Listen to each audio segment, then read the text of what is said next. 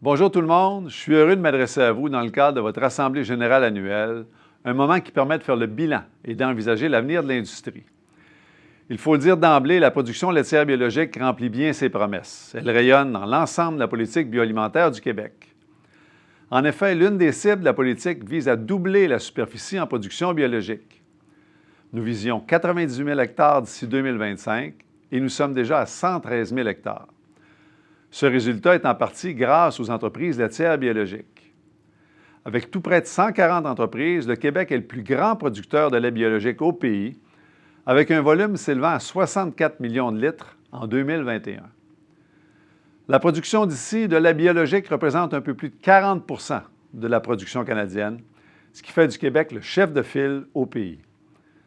Vous le savez, l'agriculture biologique est un mode de production qui soutient de manière durable la santé des sols et des écosystèmes. Un sujet de plus en plus important pour notre agriculture d'aujourd'hui et de demain. Sur le plan de la mise en marché, les producteurs de lait du Québec ont mis en place au cours des dernières années différentes initiatives de promotion pour le lait biologique. Ces initiatives ont certainement contribué à la croissance de la consommation des produits laitiers biologiques, ainsi qu'à faire connaître ce mode de production auprès des consommateurs. Ces efforts doivent se poursuivre et s'amplifier pour maintenir le dynamisme actuel dont vous êtes les principaux artisans.